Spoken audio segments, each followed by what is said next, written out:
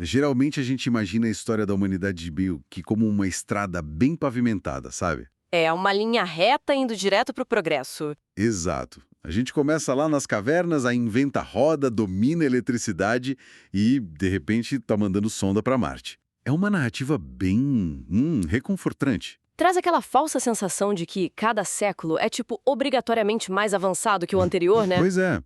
Mas se a gente abrir o capô dessa máquina do tempo, dá para ver que as engrenagens não giram de um jeito tão linear assim. Tem coisas girando para trás, engrenagem solta. E aquela suspeita terrível de que o relógio todo opera em ciclos ocultos. Exatamente isso. E hoje, o nosso mergulho profundo é num arquivo gigantesco e super denso de um canal chamado Predictive History. É um material muito ambicioso. Muito.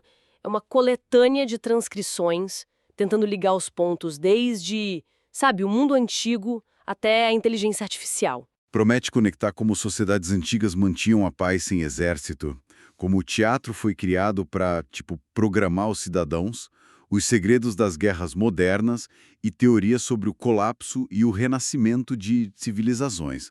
É o prato cheio para quem quer entender esses ciclos históricos sem se perder em jargão chato. Mas, antes da gente entrar nesses detalhes, acho crucial a gente fazer um aviso aqui. Uma nota de imparcialidade sobre o tom do material. Com certeza, por favor. Esses textos mergulham fundo em umas teorias geopolíticas e históricas super controversas. Sabe? Eles questionam impérios modernos, flertam com ideias sobre sociedades secretas. E é bom deixar cristalino para quem está nos ouvindo que nós não tomamos partido algum aqui. Não estamos endossando nenhuma dessas visões de direita ou de esquerda ou conspiratórias. Exato. Nosso papel é puramente analisar como essas ideias são construídas. É um estudo de casos sobre narrativas do fim do mundo, dissecando a lógica interna do material original de forma totalmente imparcial. Perfeito. E o que deixa tudo mais intrigante é que o texto começa de um jeito quase utópico, voltando uns 5.000 anos no tempo. Lá para o Vale do Indo, a civilização arapeana. Isso. E era uma sociedade gigante. Os textos mostram que ocupava uma área maior que o Egito e a Mesopotâmia juntos. Tinha quase 5 milhões de pessoas lá. E um nível de tecnologia absurdo para a Idade do Bronze, né? Caramba, demais. Eles tinham banheiros com descarga interna, saneamento planejado e umas torres de vento que funcionavam como um ar-condicionado natural nas casas. Mas o que realmente enlouquece os arqueólogos, e o que o texto destaca, é uma ausência bizarra. Não tem arma. Nenhuma. Zero evidência de guerras organizadas, nenhum grande templo ou palácio construído por algum rei ditador. E a grande pergunta é: Como se mantém 5 milhões de pessoas na linha sem ameaça de violência? é aí que a fonte introduz o conceito da dialética. A ideia de que forças opostas geram uma nova realidade. Eles eram mercadores, viajavam pra caramba. Redes de comércio globais da época? Sim, iam para a Mesopotâmia e para o Egito. E quando chegavam na Mesopotâmia, viam aquelas cidades em guerra eterna, atirando bolas de argila com fundas para esmagar crânios. Nossa. E no Egito viam aquela desigualdade brutal. Uma nação inteira escravizada para erguer pirâmide para um cara que se dizia Deus. O material sugere que a paz no Vale do Indo foi, na verdade, uma repulsa consciente. Certo. Vamos desempacotar isso, porque o texto faz uma analogia moderna genial aqui. É tipo a dinâmica entre o Canadá e os Estados Unidos hoje. Ah, sim, a questão do peacekeeping. Exato. O conceito de manutenção da paz foi impulsionado pelo Canadá quase como uma resposta cultural. Tipo, eles olham para o histórico bélico do vizinho do Sul e constroem uma identidade baseada na rejeição a isso. É uma ótima analogia. Os harapianos viram a carnificina dos vizinhos e falaram: olha, a gente vai focar em encanamento limpo e comércio. Só que isso cria um problema prático enorme. Se o Estado não usa um exército ou um rei-deus para manter o povo unido, o que sobra? Tem que ter um mecanismo cultural muito forte no lugar. O que nos leva direto para a Grécia Antiga. Para Atenas, porque a ferramenta mais poderosa deles não foi uma espada, foi o palco. O teatro grego. E o texto avisa que a gente não pode olhar para o teatro ateniense com a lente de hoje. Não era tipo ir no cinema no domingo, comer pipoca e desligar o cérebro. Definitivamente não era entretenimento passivo. O Festival de Dionísio era financiado pelo Estado. Era quase uma escola cívica misturada com ritual religioso, foi desenhado para programar as pessoas para viverem numa democracia. Os verdadeiros profetas do sistema. O material detalha autores como Ésquilo, por exemplo. Ele escreveu a trilogia Aurestia, que é focada naquela família real amaldiçoada, presa num ciclo de vingança de sangue sem fim, né? Pois é. Até que a deusa Atena instituiu o sistema de júri popular. E a mensagem para a galera assistindo era zero sutil. Era basicamente a lei e o júri é o que separa a gente dos bárbaros. Propaganda estatal pura e simples. Sófocles fazia o mesmo. Com Édipo e Antígona, ele martelava sobre o perigo da rubris. Aquela arrogância excessiva dos reis, né? Exato. A ideia de que o poder precisa ter limites e os mais velhos devem abrir espaço para os mais jovens. Mas onde a análise fica densa de verdade é com Eurípides. A peça As Bacantes. Isso, porque Eurípides não falava de um passado mítico distante. Ele jogou o espelho na cara de Atenas. A cidade estava atolada na Guerra do Peloponeso e tinha acabado de exterminar a população de Melos. E a metáfora da peça é brutal. Tem uma mãe que, no estado de loucura, arranca a cabeça do próprio filho. E ela levanta a cabeça achando que é o troféu de um leão, exigindo aplausos. Uma crítica direta ao massacre militar que Atenas estava promovendo. Peraí, então Eurípides estava essencialmente fazendo uma propaganda anti-guerra contra a própria cidade, no meio de um conflito gigantesco, e as autoridades deixaram? Não só deixaram, como financiaram a peça. Caramba! É o que o arquivo aponta como a verdadeira essência de uma democracia. Para sobreviver, ela precisa desse nível insuportável de autocrítica e debate. Eles sabiam que a ubris imperial era o maior risco. Mas mesmo com todo esse alerta dos dramaturgos, Atenas concumbiu a própria ambição. O império caiu. Caiu, e isso serve de transição direta para os dias de hoje. Sim, o material faz essa ponte. O que acontece milhares de anos depois, quando o império mais poderoso de hoje adquire a mesma ubris, mas decide contornar a opinião pública para não ter que lidar com a crítica. A análise muda para uma crítica econômica bem profunda sobre os Estados Unidos. Eles traçam aquela virada da década de 50, focada na manufatura e numa classe média forte, para os anos 80. Onde tudo virou financiarização. Exatamente. O dinheiro parou de produzir bens reais e passou a ser usado só para especular. E o coração disso, segundo o texto, é o petrodólar. O abandono do padrão ouro. Sim. O acordo de que todo o petróleo do mundo só seria comercializado em dólares. Como todo país precisa de petróleo, o mundo inteiro é forçado a ter dólares. Isso permitiu que eles acumulassem uma dívida astronômica, trilhões de dólares impressos, sugando a riqueza global para sustentar uma bolha financeira enquanto as fábricas reais fechavam. Então, o que isso tudo significa na prática, né? Certo. O texto traz uma analogia para isso também. Imagina um herdeiro. O Jack, no caso do texto. Isso. Ele herda uma empresa sólida, construída pelo pai com muito suor. Mas no dia seguinte, ele demite os conselheiros sábios e aposta o fundo de pensão da empresa inteira em criptomoedas só por diversão. O império ficou arrogante. É um império de papel, baseado em percepção.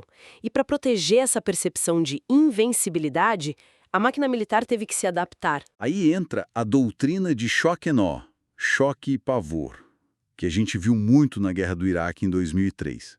Ao invés de mandar milhões de soldados comuns, usar poder aéreo maciço, tecnologia de ponta, forças especiais nas sombras. Mas o que o arquivo argumenta é que essa tática não era só para derrotar o inimigo lá fora.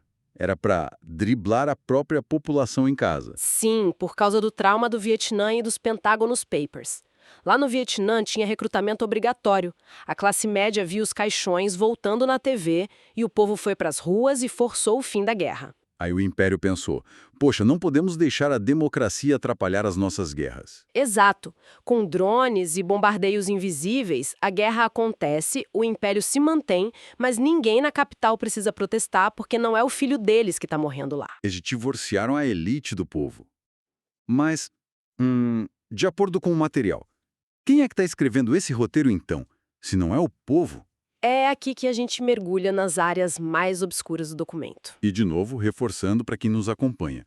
Estamos apenas relatando as teorias apresentadas pela fonte como estudos de caso narrativos, sem endossar absolutamente nada. Com certeza. O material começa a falar sobre escatologia, cenários de fim dos tempos, e a ideia de que o mundo é controlado por 6 sociedades secretas. Aquela aliança clássica das teorias de conspiração.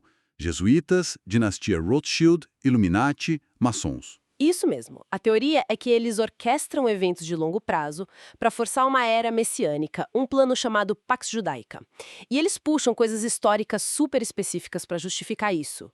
Tipo, o Império Khazar, Ah, os Khazares, lá no século VIII. uma superpotência comercial impensada. De um lado os cristãos, do outro os muçulmanos. E o texto diz que, para manter a neutralidade, a elite inteira do império se converteu ao judaísmo de uma vez só. É uma coisa que te faz parar de ler e pensar. Uma nação inteira, mudando de religião como uma manobra política pura e simples. E os autores dizem que os descendentes dessa elite formaram a identidade moderna europeia que move esses fios ocultos. E junto a isso, uma fixação bizarra deles com o paralelo 33. Nossa, o lance do paralelo 33 é surreal. A linha no mapa onde aconteceram os testes da primeira bomba atômica, Hiroshima e Nagasaki também. o assassinato do JFK e a cidade de Jerusalém. Eles amarram tudo isso como rituais geográficos de poder. Mas, assim, falando francamente, eu li isso e pensei, Como manter uma conspiração dessas por séculos? Pois é. Como gerações de uma elite coordenam isso sem que o ego de alguém destrua tudo ou alguém simplesmente vaze a informação? Burocracias caem sozinhas o tempo todo. A logística é impossível. a fonte reconhece essa dificuldade, mas usa essa narrativa para tentar dar sentido a coisas muito caóticas de hoje. Tipo a criação de estados de vigilância pesados, imigração em massa, guerras eternas no Oriente Médio. Mesmo sendo quase impossível na prática, o valor de analisar isso é ver como a crença no apocalipse influencia a cabeça de quem tem poder. Se eles acreditam nessas narrativas escatológicas, eles tomam decisões reais baseadas nisso. Dá um certo conforto doentio achar que tem alguém no controle, mesmo que seja pro mal, do que aceitar que o mundo é só um caos aleatório, né? Exato. Mas se a história é mesmo tão guiada por esses ciclos profundos de expansão e colapso, Será que a gente não conseguiria prever o futuro usando tecnologia real em vez de teorias secretas? E aqui é onde a coisa fica realmente interessante. a transição da ficção científica para a ciência. O texto cita a psicohistória, lá do livro A Fundação, do Isaac Asimov. Onde o matemático prevê a queda do Império Galáctico. Mas eles trazem isso para o mundo real com a cliodinâmica. Sim, liderada pelo Peter Turchin.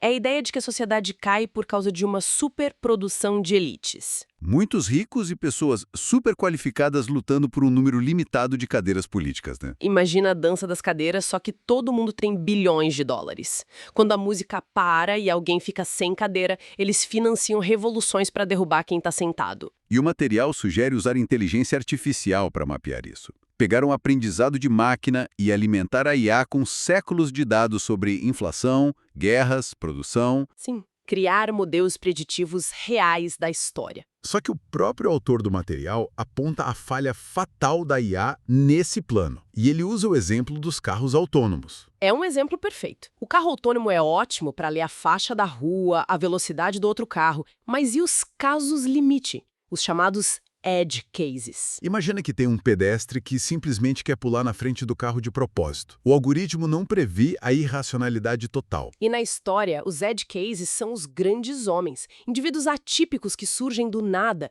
e quebram todas as probabilidades. Tipo um Homero, um Dante, figuras que mudam o tabuleiro sozinhos. A IA não consegue calcular o surgimento de um gênio que altera a regra do jogo inteiro. E é fascinante porque, depois de todo esse cenário catastrófico de guerras, financiarização corrupta, sociedades secretas, O arquivo termina com uma tese super otimista e até poética.